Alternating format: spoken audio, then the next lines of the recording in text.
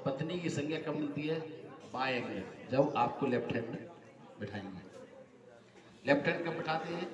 पत्नी का दर्जा बामांगनी कहते हैं ना, बामांगनी। तो यहाँ पर सब जी कह रहे हैं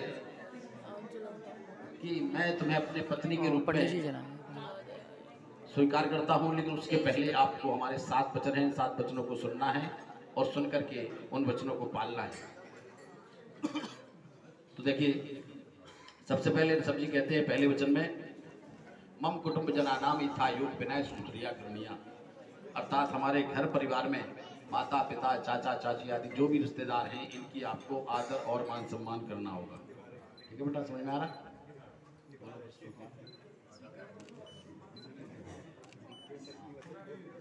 चलिए सर, दूसरा वचन है ऋषभ जी की तरफ से, मम आज्ञा न लोकनीय, कभी भी हमारी न्यायोचित आज्ञा का उल्लंघन नहीं करना होगा, क्योंकि कहा भी है कि भले अरुचिकर आज्ञा मेरी हो जो तुमको रुचि नहीं, और साफ साफ मेरी गलती हो इस कारण से जचे नहीं। क्योंकि कहा है आज्ञा पालन धर्म नारी का है, यदि यह गुण तुम में बसे नहीं, तो उसमें दिसी बेकार रहो जो लाख रचावे रचे नहीं। कहने का तात्पर्य है कि हमेशा न्यायोचित आज्ञा का उल्लंघन नहीं करना होगा। ठीक है, इसमें एक विशेषण लगा दिया है, न्यायोचित, यानी जो न्याय संगत बात है उस बात को कभी आप टालेगी नहीं। बोलिए। तीसरे वचन में कहा है कटु निष्ठुर वाक्यम ना वक्तव्यम, कभी भी अपने मुख से कठोर और कलहकारी शब्दों का उपयोग नहीं करना होगा, क्योंकि कैसे मीठे बोलना है, ऐसी वाणी बोली मन का पाख होए, और को शीतल करे आप शीतल होए। कहते हैं अगर हम किसी गुड़ नहीं खिला सकते हैं तो गुड़ जैसी मीठी बात करके पराई को भी बना सकते हैं और शत्रु तक को मित्र बना सकते हैं। कहने का तात्पर्य हमेशा अपने मुख से हितमित और मधुर वाणी का उपयोग करना है। ठीक है, बोलो। समझ में आ रहा है ना? समझ में आ रहा है? हाँ, अभी तो इनकी तरफ से चल रहे हैं। अभी अब ऋषभ जी की तरफ से चौथा वचन कहा है? नहीं, आपकी तरफ से चल रहे हैं, जो आप कहना चाह रहे हैं उस बात को मैं कह के बता रहा हूँ। सत्पात्रादि जने वो ग्राहक के आराधना कलुषित मनोना करी। सुनो इसलिए बेटा, हमारे घर पर कोई अतिथि आते हैं, अतिथि कब आते हैं? जब कभी आप लोग कहीं जा रहे हो और ऐसे में कोई आपके यहाँ रिश्तेदार पहुंच जाए, कोई है, अतिथि को क्या खाए? अपने आप अतिथि देवो, अतिथि को देवताओं का स्वरूप बताया गया है। अपने घर पर कोई भी हमारे मित्र आते, कोई साधु संत आते हैं, कोई विद्वान आते हैं, जो भी इस लायक है उसका यथायुग मान सम्मान आदर सम्मान हमारा करने का परम कर्तव्य बनता है। ठीक है,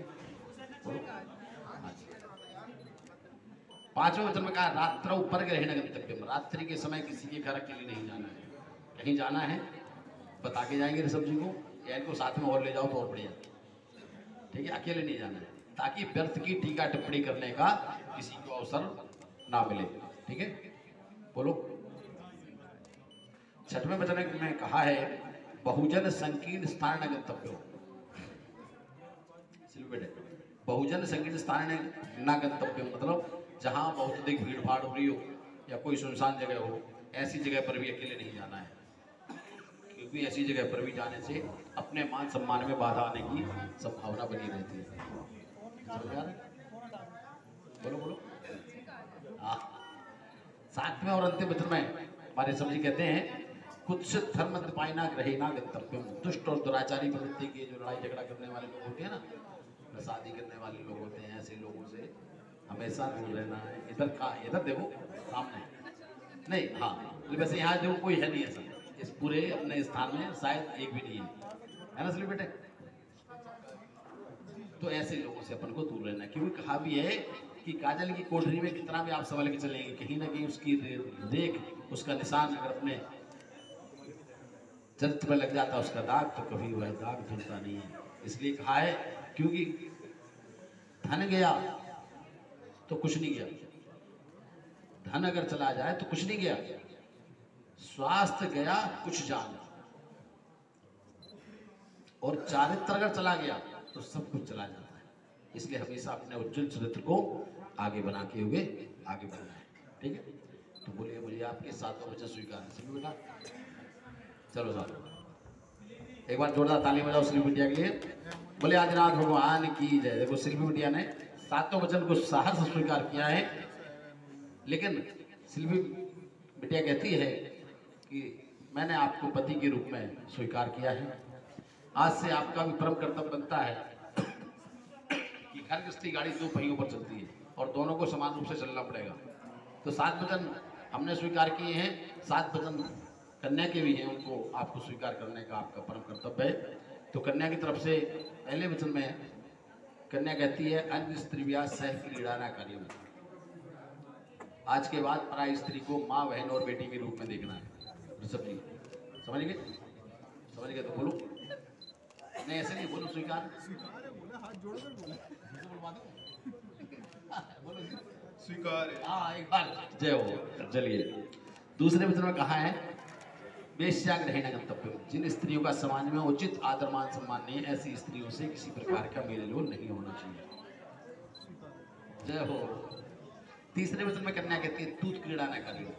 जुआ, सट्टा, लॉटरी, सब चीजें सब बर्बादी का कारण हुआ करती है, कभी नहीं खेलना है। क्योंकि कहा भी है, हमारे शास्त्रों में बताया गया कि सब पापों का भूप दूत है। सुनो, सब पापों का भूप दूत है, मत करना ये पापपति। धन हरता धरती है उतार, अन्न दिलाता नीच गति। हिसाब से आगे चलेंगे, ठीक है साहब।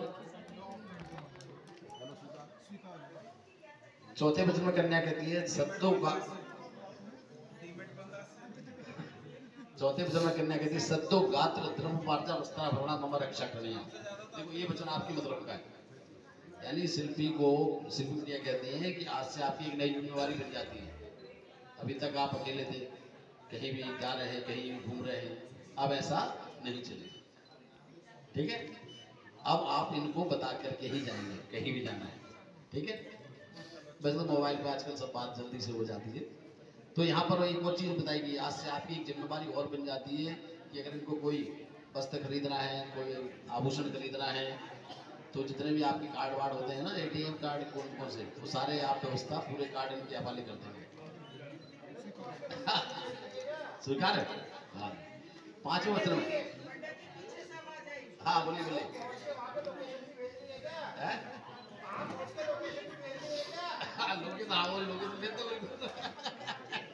देखो ये जो आज से देखो जो नहीं निभा रहे ना आज तक 7 वचन, कम से कम वो तो निभाना चालू कर दे। और जो नए कैंडिडेट हैं फरवरी मार्च वाले, वो भी सोच सकते हैं।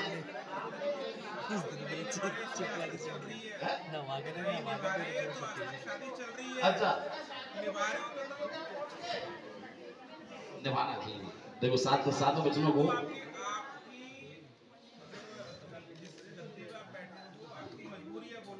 अच्छा चलिए साहब, तो इनको कोई भी वस्त्र खरीदना है, शॉपिंग मॉल में जाना है, तो सारी व्यवस्था आप करेंगे कहने का तात्पर्य। ठीक है साहब?